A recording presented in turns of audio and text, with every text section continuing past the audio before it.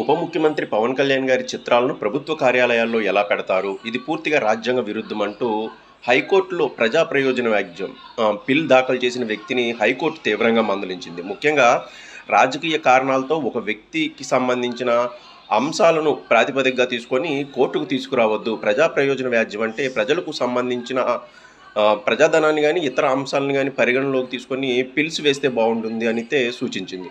So, ముఖ్యంగా ఉప ముఖ్యమంత్రి గారి చిత్రాలను ప్రభుత్వ కార్యాలయాల్లో ఎలా పెడతారు అంటే హైకోర్టు దానికి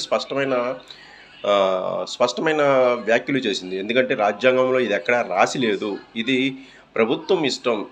ఉప ముఖ్యమంత్రి ఫోటోలు పెట్టకూడదు అనైతే రాజ్యాంగంలో ఎక్కడా లేదు. కాబట్టి ఇలాంటి పిల్స్ అంటే వ్యక్తిగత కక్షతోనో లేకపోతే ద్వేషంతోనో వేసిన ఇలాంటి పిల్స్ మరోసారి అనుమతించబోము అనైతే హైకోర్టు స్పష్టం చేసింది. దీంతోపాటు పిటిషనర్ కూడా తగిన సూచనలు చేసి మందలించింది. దీనికి సంబంధించి ఇటీవల మాజీ ఐఏఎస్ విజయ్ కుమార్ గారు పవన్ కళ్యాణ్ గారు సినిమాల్లో నటించకూడదు అని వేసిన పిల్లు మీద కూడా హైకోర్టు ఇలాంటి వ్యాఖ్యలు చేసింది. వ్యక్తిగత అంశాలు మా దృష్టికి తీసుకురాకండి, ఇలాంటి వాటి మీద పిల్స్ వేస్తే మరోసారి కఠినమైన చర్యలు తీసుకుంటాం, పిటిషనర్లకు కూడా జరిమానాలు వేస్తామని అయితే హెచ్చరించింది. సో పవన్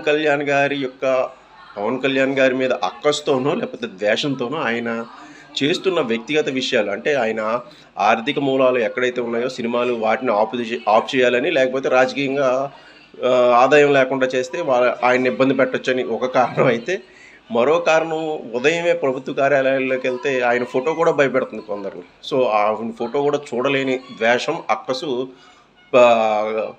హైకోర్టు వరకు వెళ్ళింది. హైకోర్టు కూడా దీన్ని తీవ్రంగా మందలించడం అనేది చాలా అభినందనీయమైన విషయం. ఎందుకంటే ప్రజా ప్రయోజన వ్యాజ్యం, పబ్లిక్ ఇంట్రెస్ట్ లిటిగేషన్ అంటే పిల్ను చాలా ప్రజల యొక్క ధనాన్ని కానీ, ప్రజాధనం పక్కదారి పెట్టినప్పుడు కానీ, ఏదైనా అవినీతి జరిగినప్పుడు కానీ, ఏదైనా రాజ్యాంగ విరుద్ధంగా జరిగినప్పుడు కోర్టుల్లో వేయాల్సి ఉంటుంది. కానీ వ్యక్తిగత విషయాలను, వ్యక్తిగత అంశాలను హైకోర్టు దృష్టికి తీసుకువెళ్ళడం అనేది హైకోర్టు యొక్క సమయాన్ని వృధా చేయడం. ఎందుకంటే ఇప్పటికే కొన్ని లక్షల కేసులు పెండింగ్ ఉండిపోయిన తరుణంలో ఇలాంటి వ్యక్తిగత విషయాలను అసలు కోర్టు కూడా తీసుకోకుండా ఉంటేనే బాగుంటుందనేది నా అభిప్రాయం. సో ఎప్పటికప్పుడు అప్డేట్స్ గురించి మన ఛానల్ను ఫాలో అవ్వండి. అలాగే మన ఛానల్లో వచ్చే వీడియోను లైక్ చేయండి. Thank you.